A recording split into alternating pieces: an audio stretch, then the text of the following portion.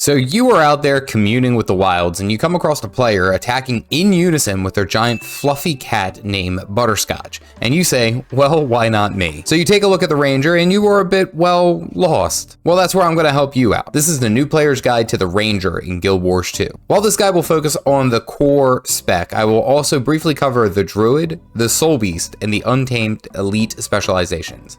Let's get into it. First, let's go ahead and take a look at the profession mechanic, and that is, of course, their pets. Each ranger has a whole host of pets that they can utilize while in combat. All throughout Tyria, there are these juvenile pets that can be tamed for the ranger's usage. While the ranger can tame many different pets, they can only have one active pet and one stowed pet. The ranger can only swap between two different pets in combat at a time, and when they change their pet loadout, the pets that they had previously are stowed for future use. Where? I don't know, somewhere in this panel. Each pet has baseline abilities that they use automatically and one on-demand skill that can be used at that particular moment's command. The pet can also be adjusted to be more of an aggressive stance, attacking nearby enemies, or a passive stance, only attacking when commanded. When a pet is defeated in combat, they enter a down state, making the pet invulnerable and losing all aggro, boons, and conditions. However, they cannot be healed in any way while in combat, aside from swapping pets.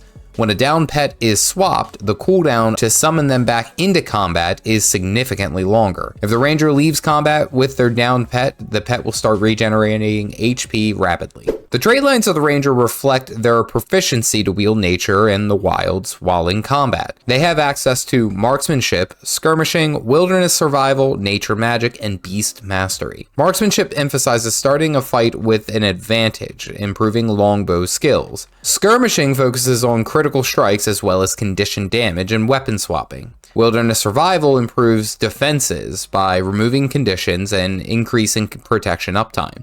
Protection reduces all incoming strike damage for its duration. This trait line also may benefit survival skills. Nature magic improves healing and regeneration, while beast mastery improves your profession mechanic in your pets. This line also improves the greatsword as well. Each one of these trait lines offers a unique way to play as the ranger, making them quite the formidable opponent. The ranger can field a number of different weapons in combat, nearly matching that of the warrior in its combat capabilities.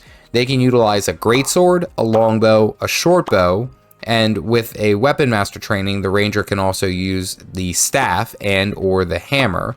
These are also unlocked if you own the expansions for their respective elite specializations. For main hand weapons, the ranger can use an axe and a sword, and of course with the weapon master training or the Path of Fire expansion, a dagger main hand. Offhand, the ranger can use an axe, dagger, torch, and warhorn. The greatsword is a high mobility and heavy burst weapon, allowing for devastating close quarters combat as well as offering some defenses and blocking and evasion. The longbow assails enemies at an incredible distance and can easily decimate groups of enemies with large area of effect barrages. The shortbow is a short-ranged, fast weapon that inflicts heavy conditions while also being incredibly agile. The staff is support-focused, with long-range attacks allowing you to root enemies as well as healing some allies. The hammer is a powerful melee weapon capable of controlling enemies with its heavy smashes. The main hand axe is a medium-range throwing weapon that bounces between enemies while also generating might. The sword provides heavy evasion and mobility to the ranger, along with incredibly strong strike damage. The main hand dagger is a fast attacking weapon that can decimate a target with some heavy conditions. The offhand axe can pull enemies close and then spin rapidly, damaging all nearby enemies. The offhand dagger can cripple enemies at a distance or evade attacks while inflicting poison. The torch inflicts heavy burning as well as creating fire fields. And lastly, the warhorn can deal damage to enemies over time while also providing benefits to allies. Regardless of the approach, the ranger can be as versatile as need be. The ranger has access to some extremely unique utility skills to enhance their combat capabilities. The ranger can use survival, spirits,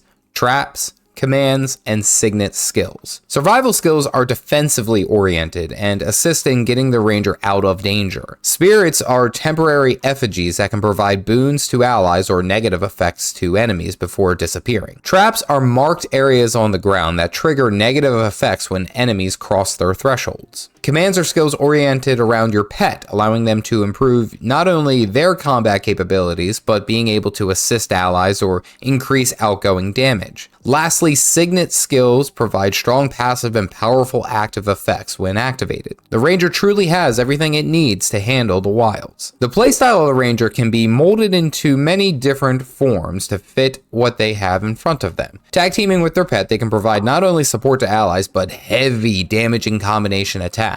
Primarily, the pet can be used as a tank to distract enemies while the Ranger assails at range before rushing into melee to finish off the kill. Given the amount of traps and spirits that they have access to, they can control a number of enemies, even when viciously outnumbered. The Ranger, of course, has access to multiple different pets that each have a unique skill to utilize, which can instantly improve their combat capabilities in open world. And such skills include some crowd control, heavy condition damage, chilling, or even weakness. Given the arsenal of the weapons that the Ranger can field, they also have plenty of great options for custom builds to how they want to play. Either with a ranged focus or with melee combat, striker condition, they have access to one of the most versatile toolsets in the game. Here are some quick leveling tips to get you started with the Ranger.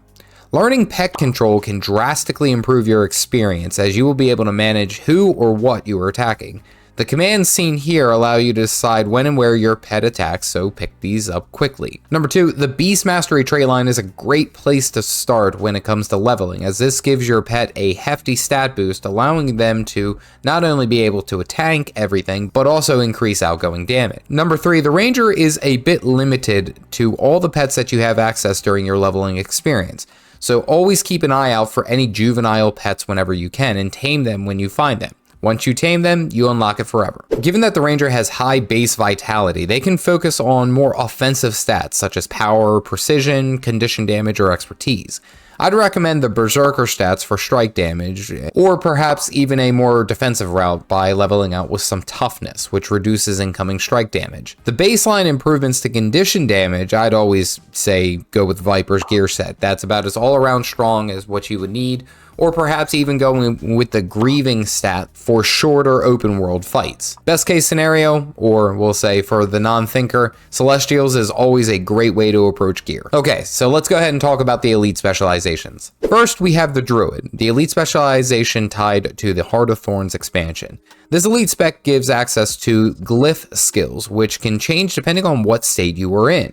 The state changes come with the Celestial Avatar state, which this bar fills up while you are in combat until you activate it, turning you into your celestial form. You gain access to new skills that tend to be focused on healing allies in an area, as well as being able to damage enemies minorly. The glyph skills have different effects whether in the normal or the avatar state. When in the normal state, they tend to be more offensively oriented, and in the avatar state, they tend to be more supportive and healing oriented. The Druid also gains access to the staff, or if you have the weapon master skill from Seekers of the Obscure.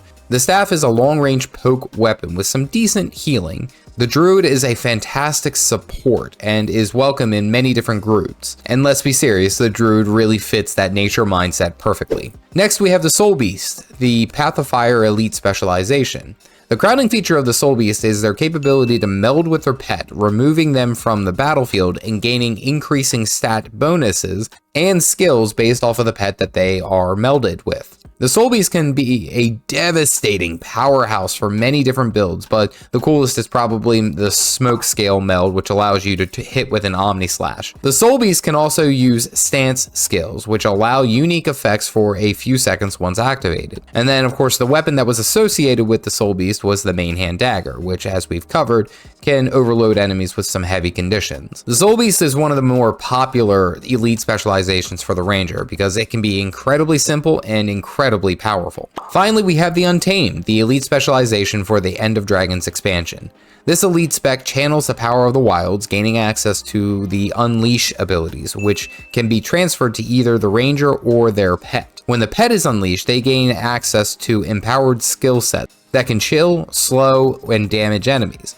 When the Untamed is unleashed, they gain access to ambush skills, which have extra effects and extra damage, only available for a little period of time. And these skills can devastate groups of enemies all at once. The Untamed can bounce back and forth between who is unleashed at any given moment, however the skills all have their own internal cooldowns. The Untamed gains access to cantrips, which tend to be defensively oriented skills that can control enemies, shadow step the Untamed, and even improve their survival capabilities. And lastly, of course, tied to the Untamed is their hammer, with big beefy swings. The Untamed can quite literally smash enemies into bits with its brutal swings, and you gotta shout out those bunny thumpers from Guild Wars 1, huh? The Untamed is one of the most unique elite specializations from the End of Dragons expansion and offers a seriously fun way to bash foes with wild force. Regardless of the approach, the Ranger is the epitome of versatility, being able to improve, adapt, and overcome anything thrown their way. With their trusty pet at their side, they are unstoppable. If you are interested in learning more about the Holy Avenger and the Guardian, click this video here. Otherwise, stay caffeinated, folks.